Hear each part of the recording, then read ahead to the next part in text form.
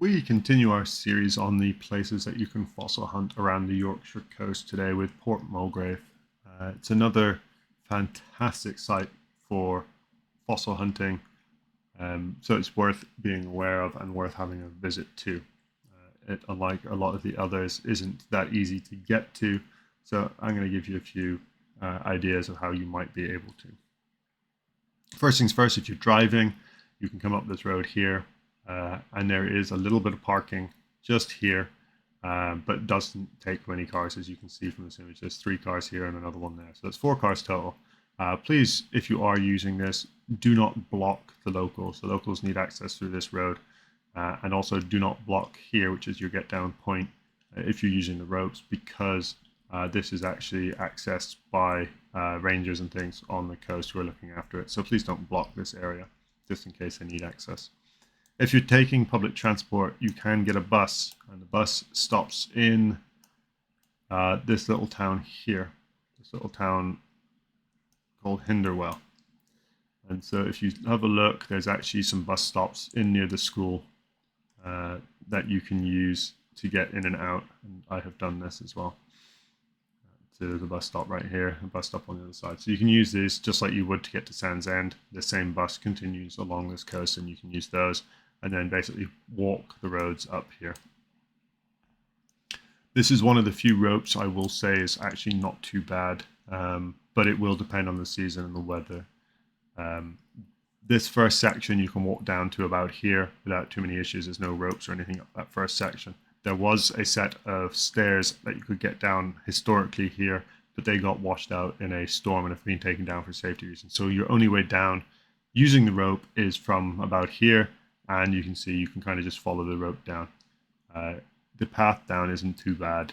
It's you hold the rope sort of one-handed and just kind of take it easy. This is only true when the weather is nice. If it's wet, this will become a lot slipperier. If it's cold, whatever, it'll become a more dangerous proposition. Use your own common sense when you're going down the rope, if you are going down the rope. You can then get down this section fairly easily. There's some small steps down here which get you down to the old fishing port itself. Once you're at the fishing port, you can go one of 2 ways. You can go towards the south, towards Brunswick, or you can go to the north. What you can also do, if you do not feel like going down the rope, and I will not blame you if you do not, you can take the path, or the coastal path, basically from Brunswick. You just follow the coast around, and you can fossil hunt the whole way, and you come all the way around to here. It's easy enough to do if, again, you're keeping an eye on the tides and you're doing it on a falling tide. You can get all the way around easy enough and fossil hunt all of these sections and get back. What you can do, though, what I do recommend, because this spot here, when you get down, you actually find fossils pretty much straight away on both sides. So I recommend you start here and then head out from there.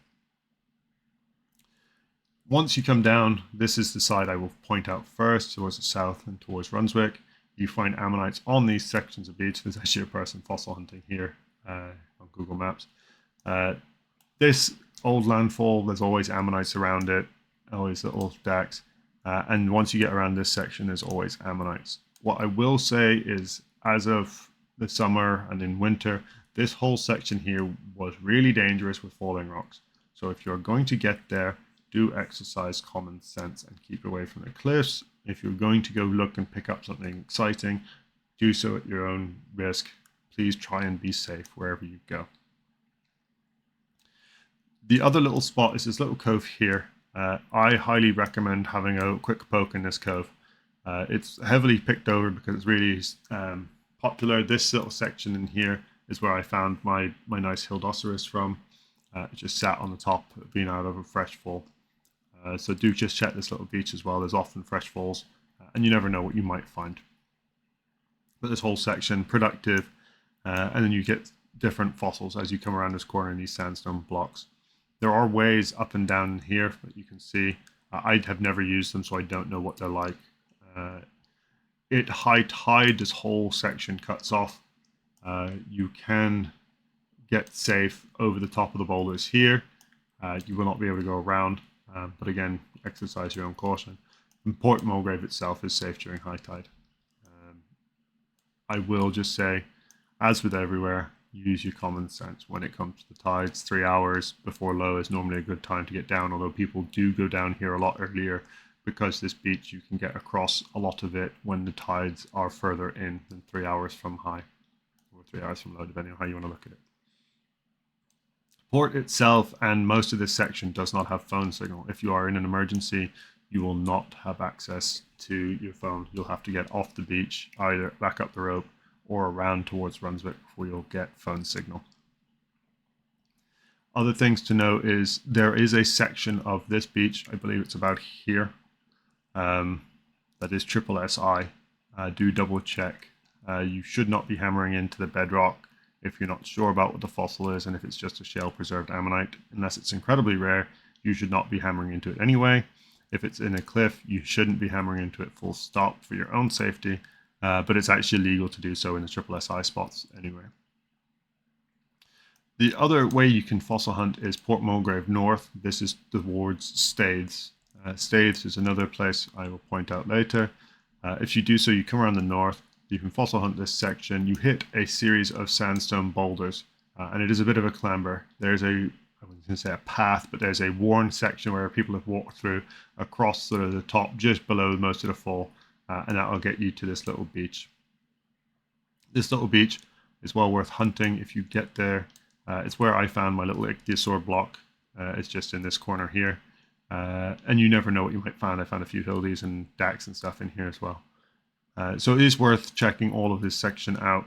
You will find fossils in it, and you can go all the way along and follow it up to the next headland, and in fact around if you want to, but then you start getting into Staithes itself, and this is a big bay from Staithes.